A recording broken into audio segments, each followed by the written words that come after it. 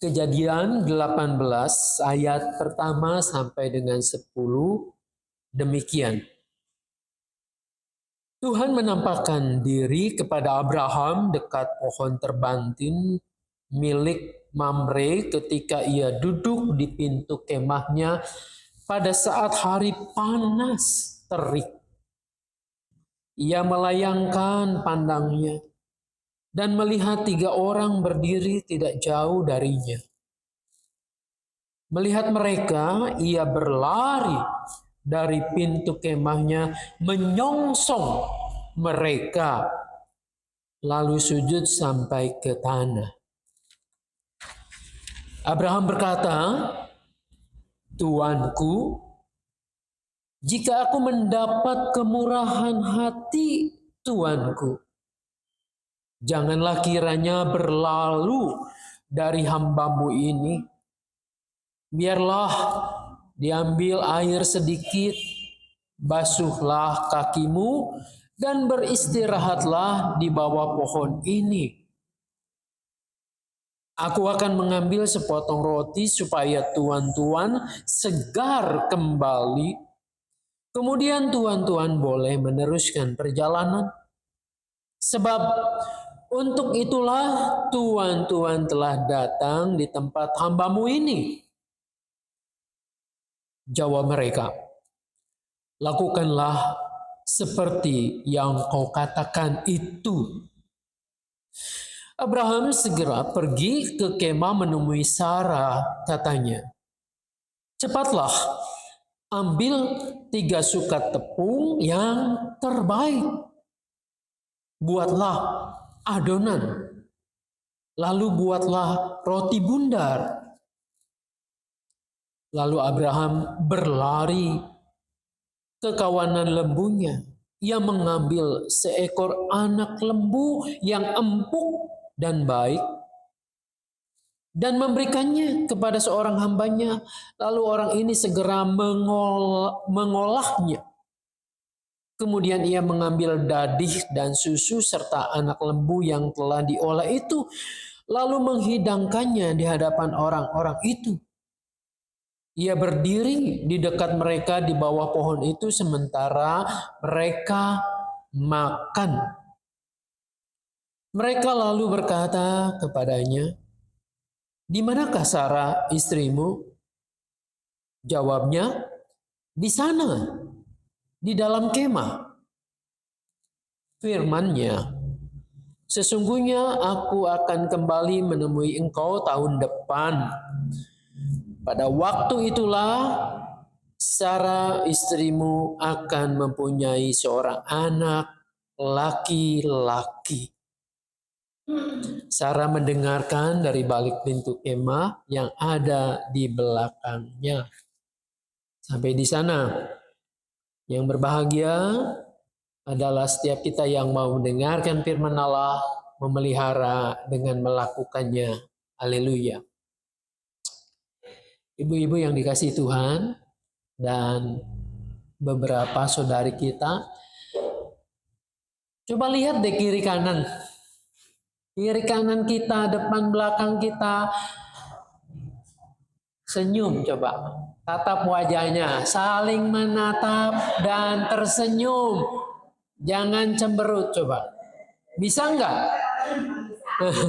Bisa enggak kita kasih wajah yang ramah dengan senyuman? Lalu katakan, tanya, "Apa kabar hari ini?" Coba.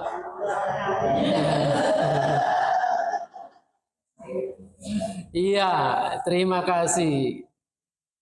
Coba ya, perhatikan dalam hidup sehari-hari. Ketika wajah kita senyum, menatap teman kita, orang yang datang kepada kita, kemungkinan orang yang ditatap itu senyum lagi enggak?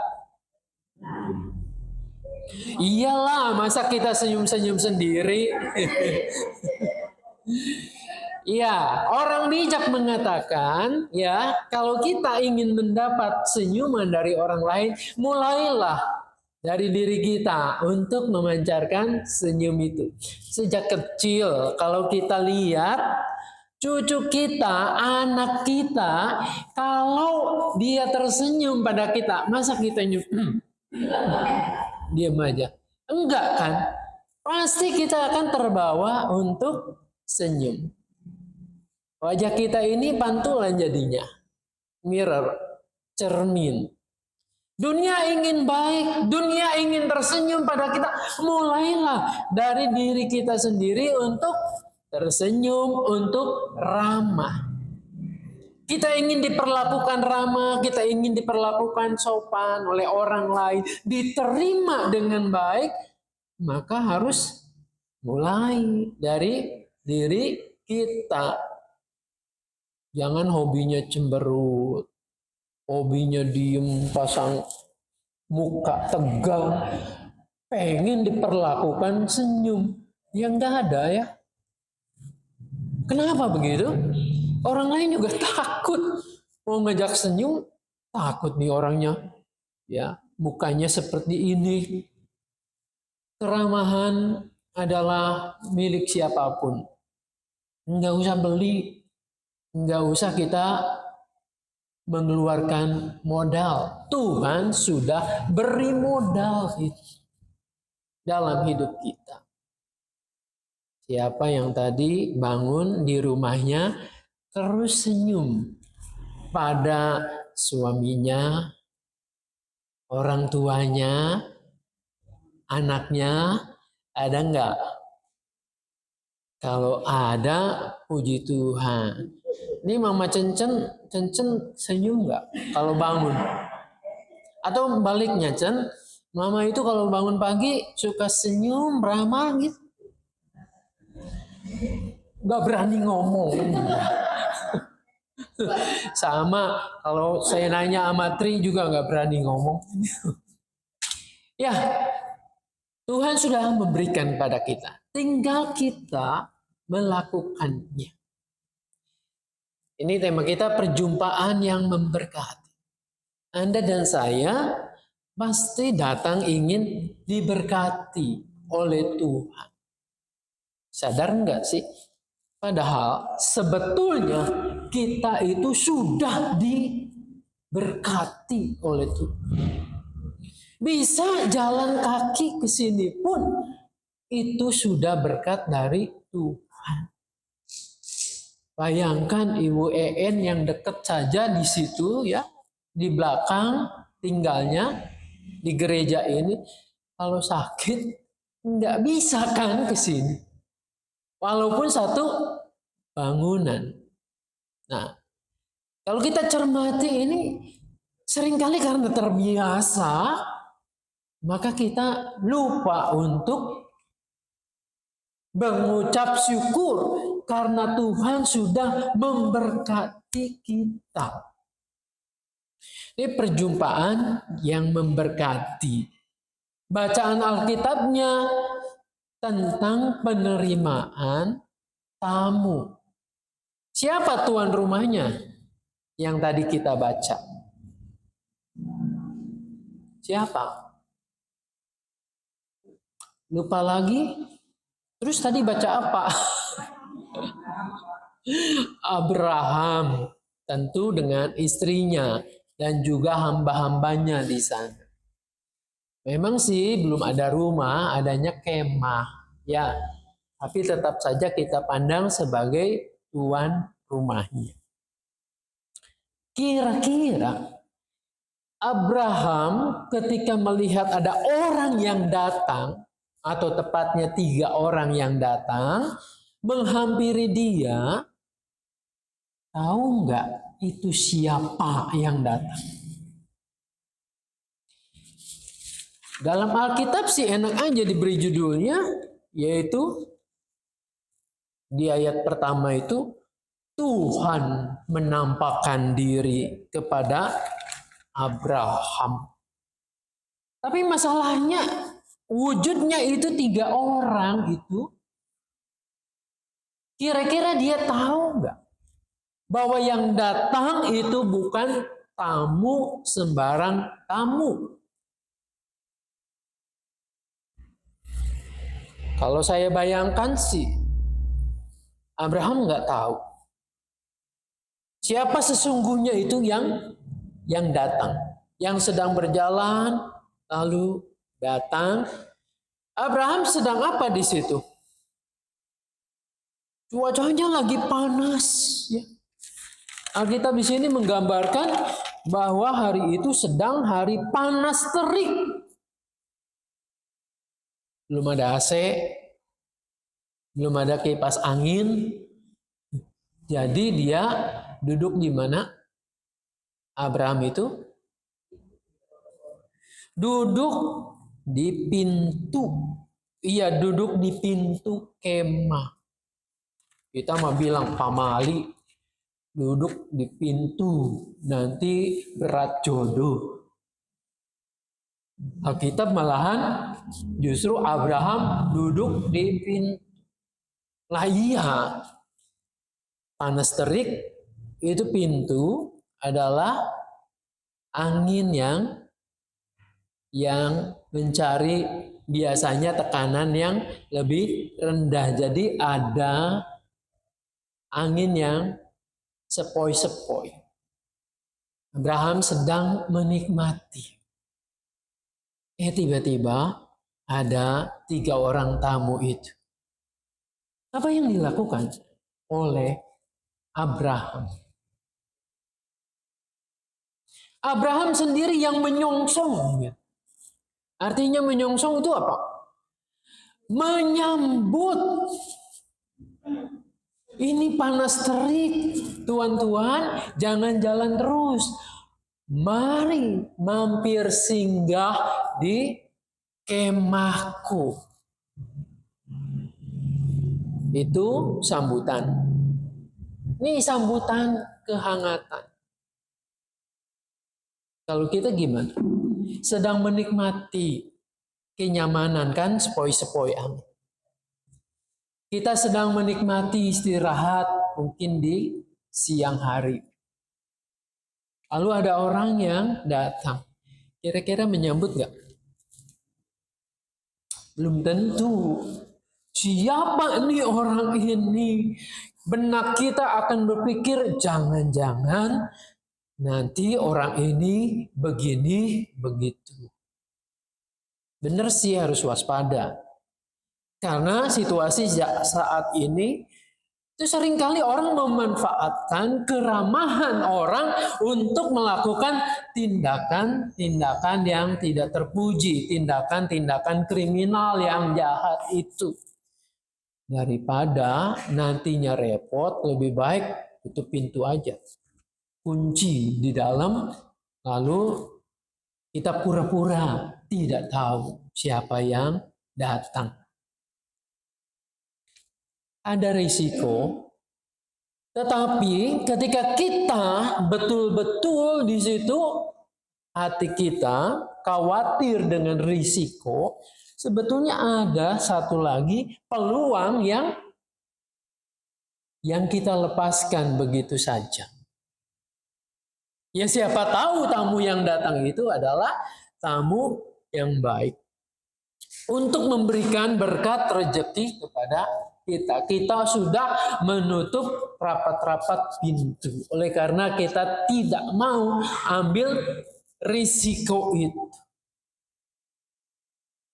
Abraham tidak hanya membuka kemahnya, mempersilakannya, tapi ia meminta Sarah istrinya itu untuk apa?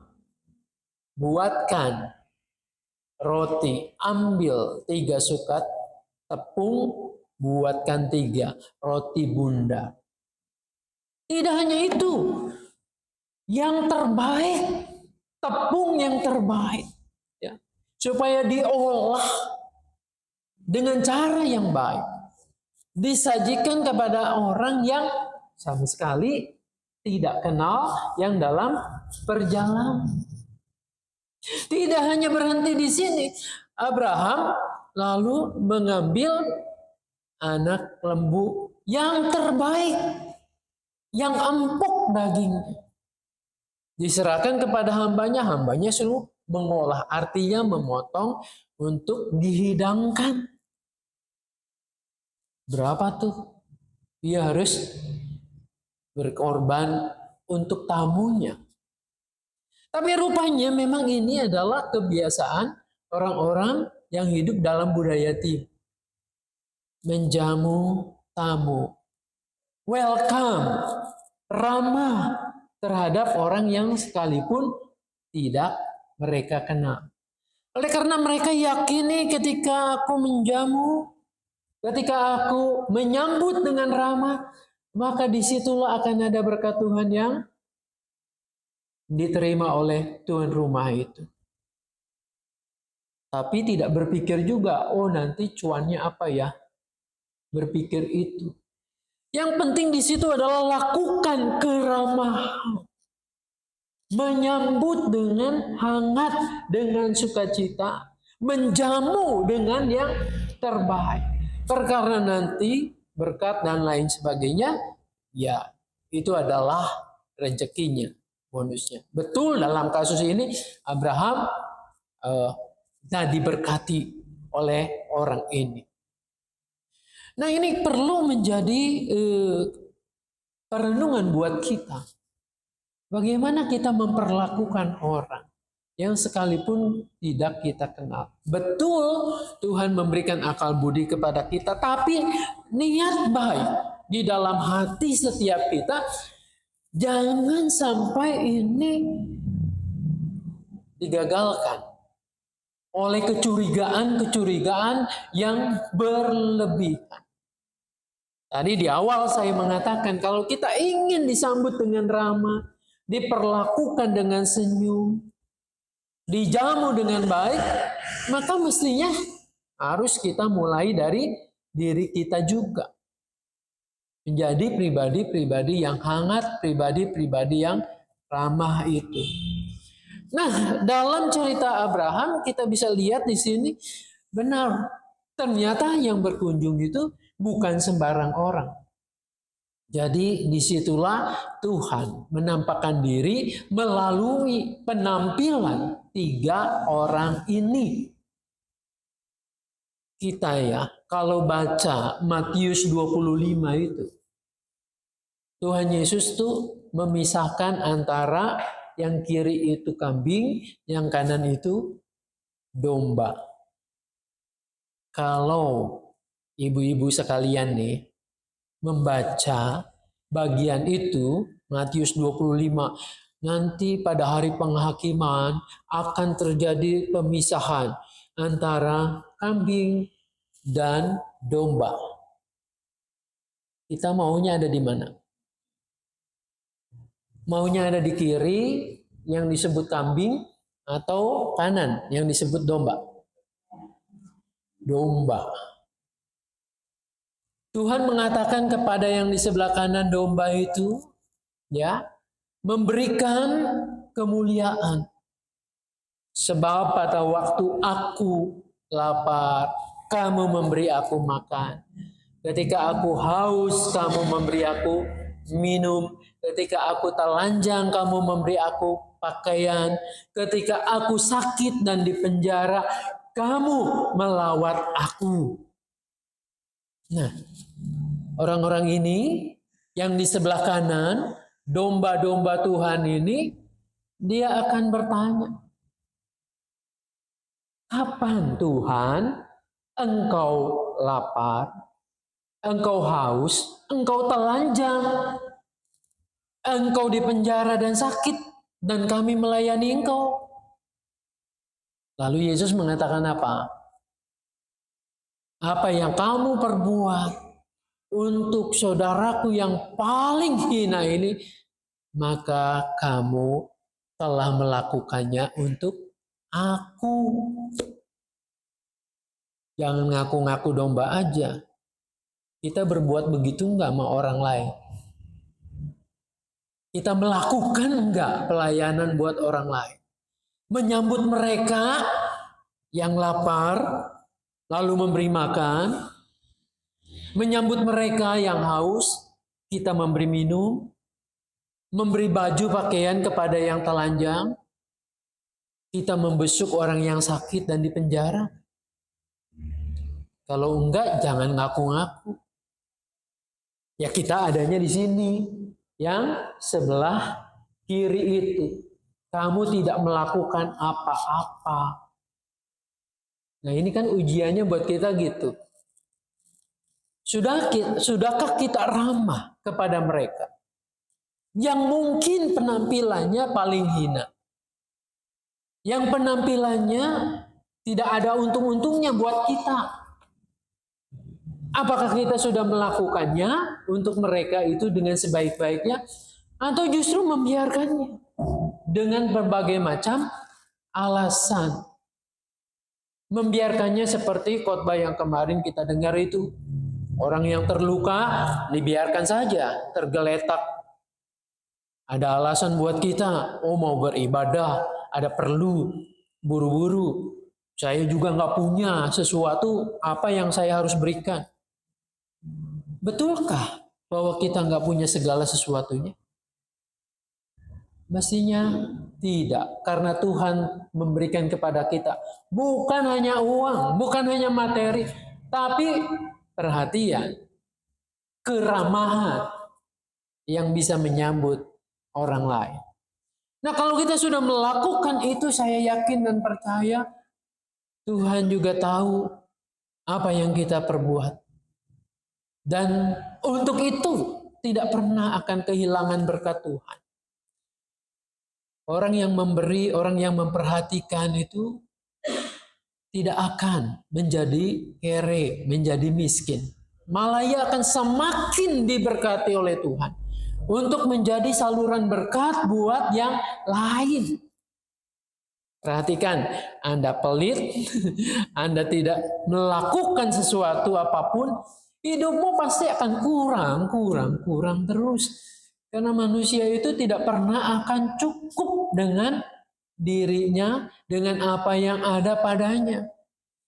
Nah, maka kalau kita ingin diberkati, ada perjumpaan dengan orang lain, lakukan sesuatu yang terbaik. Mulai lebih dulu. Jangan kita nunggu dulu nih. Dia ngasih apa ya buat aku? Kalau dia menguntungkan aku, ya aku balaslah. Tapi kalau dia tidak melakukan yang menguntungkan buat saya, ya buat apa juga? Kan jadinya sipun, bukannya cuan. Nah, seringkali yang terjadi kita hitung-hitungan untung rugi. Padahal Anda dan saya sudah diberkati oleh Tuhan. Minimal dengan tubuh yang sehat, minimal dengan senyum kita, ya. Bagikan senyumnya, jangan pelit-pelit, ya. Ketimbang senyum-senyum sendiri, nggak ada orang, ya. Itu sih jangan dilakukan. Nah, biarlah Tuhan menolong kita untuk kita bisa bertindak ramah, memberikan yang terbaik juga untuk orang lain yang membutuhkan. Karena pada saat-saat tertentu kita pun ingin diperlakukan oleh orang lain dengan baik. Tuhan Yesus menolong, memberkati kita, dan kita boleh melakukan firman Tuhan ini dalam hidup sehari-hari. Amin. Kita masuk saat teduh sejenak.